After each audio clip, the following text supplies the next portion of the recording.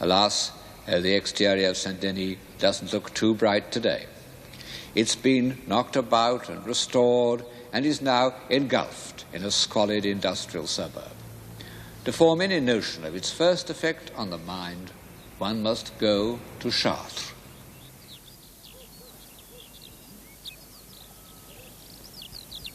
In some miraculous way, Chartres has survived.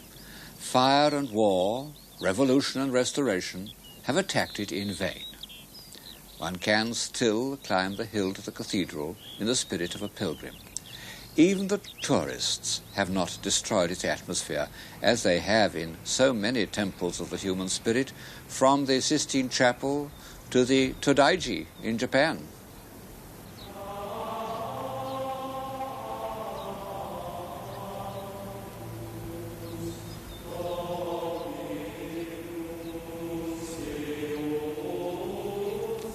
The South Tower is still more or less as it was when it was completed in the year 1164. It's a masterpiece of harmonious proportion. Was this harmony calculated mathematically? Well, ingenious scholars have produced a system of proportions based on measurements, but it's so complex that I find it very hard to credit. However, Chartres was the center of a school of philosophy devoted to Plato, and in particular to his mysterious book called the Timaeus, from which it was thought that the whole universe could be interpreted as a form of measurable harmony. So perhaps the proportions of Chartres reflect a more complex mathematics than one is inclined to believe.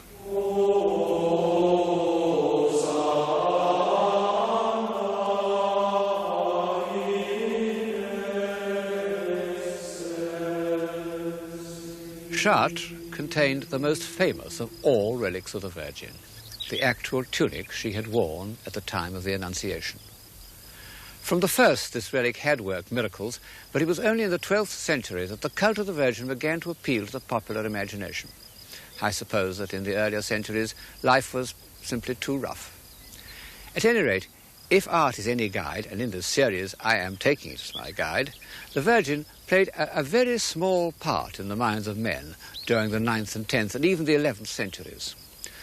The Romanesque churches we've been looking at were dedicated to saints whose relics they contained, Saint Etienne, Saint Lazarus, Saint Denis, Saint Mary Magdalene, none of them to the Virgin. Then, after Chartres, almost every great church in France was dedicated to her. Paris, Amiens, Reims, Rouen, Beauvais. What was the reason for this sudden change? Well, I think the cult of the Virgin must have come from the East, because all the early representations of the Virgin as an object of devotion are in a markedly Byzantine style. This is a page from a manuscript from Citeaux, the community of St. Bernard. And St. Bernard was one of the first men to speak of the Virgin as an ideal of beauty and a mediator between man and God. But certainly a strong influence in spreading the cult of the Virgin was the beauty and splendor of Chartres.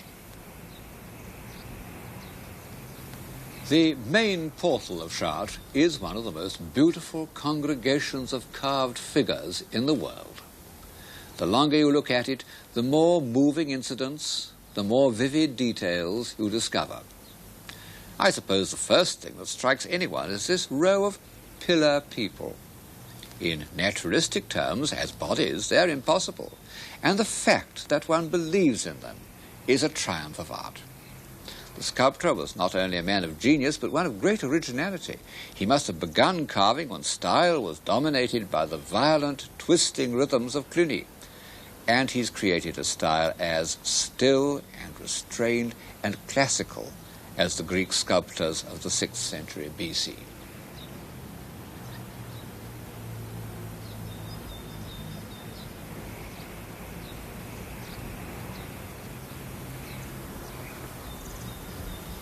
But was it really Greek? I mean Greek in derivation.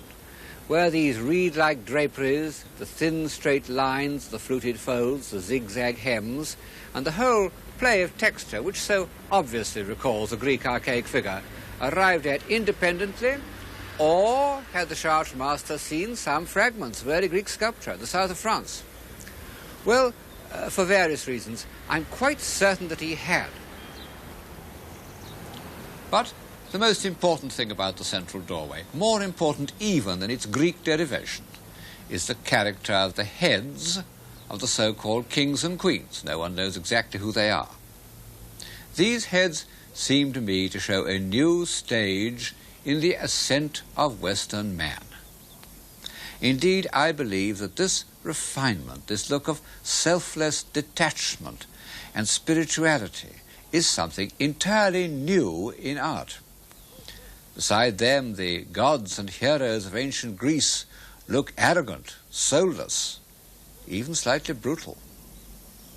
I fancy that the faces which look out at us from the past are perhaps the surest indication we have of the meaning of an epoch. And the faces on the west portal of Chartres are amongst the most sincere and the most aristocratic that Western Europe has ever produced. From the old chronicles, we know something about the men whose states of mind these faces reveal. In the year 1144, we are told, when the towers seemed to be rising as if by magic, the faithful harnessed themselves to carts which were bringing stone and dragged them from the quarry to the cathedral. The enthusiasm spread throughout France. Men and women came from far away, carrying heavy burdens of provisions for the workmen, wine, oil, corn. Amongst them were lords and ladies, pulling carts with the rest. There was perfect discipline and a most profound silence. All hearts were united, and each man forgave his enemies.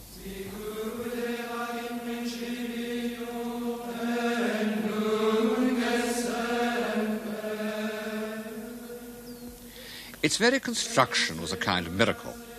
The old Romanesque church had been destroyed by a terrible fire in 1197. Only the towers and the west front remained.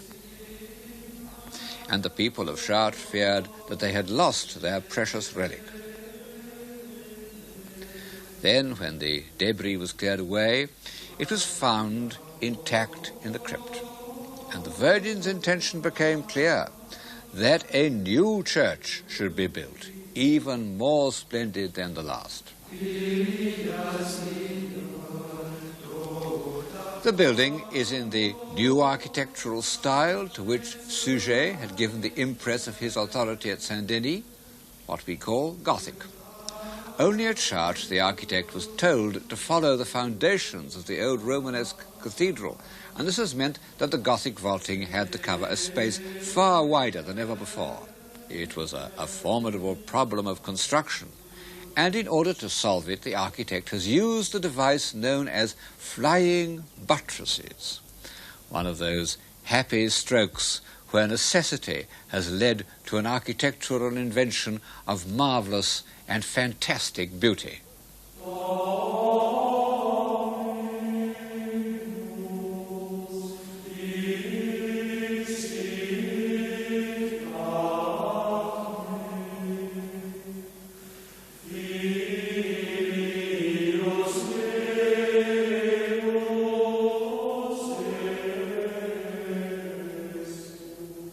Since the beginning of settled life, say the Pyramid of Saqqara, man had thought of buildings as a weight on the ground.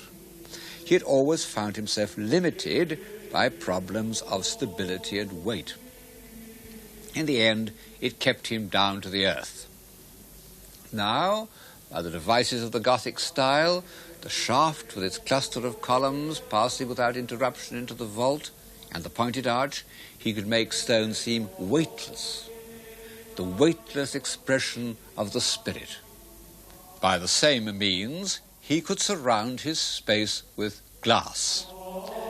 Suger said that he did this in order to get more light, but he found that these areas of glass could be made into an ideal means of impressing and instructing the faithful.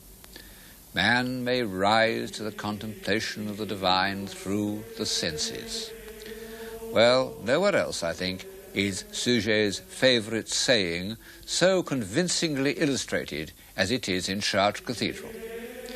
As one looks at the painted windows which completely surround one, they seem almost to set up a vibration in the air.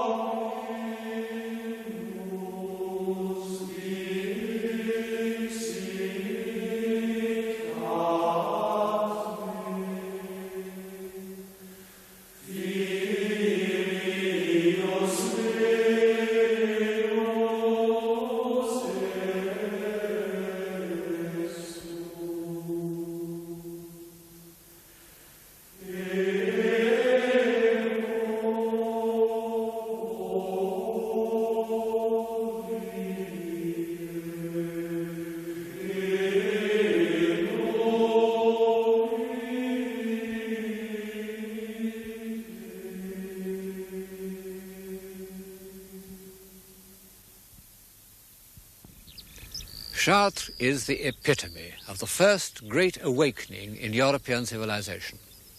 It's also the bridge between Romanesque and Gothic, between the world of Abelard and the world of St. Thomas Aquinas, the world of restless curiosity and the world of system and order.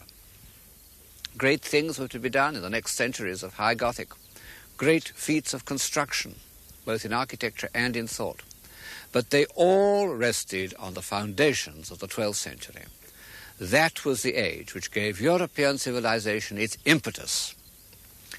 Our intellectual energy, our contact with the great minds of Greece, our ability to move and change, our belief that God may be approached through beauty, our feeling of compassion, our sense of the unity of Christendom, all this and much more appeared in those 100 marvellous years between the consecration of Cluny and the rebuilding of Chartres.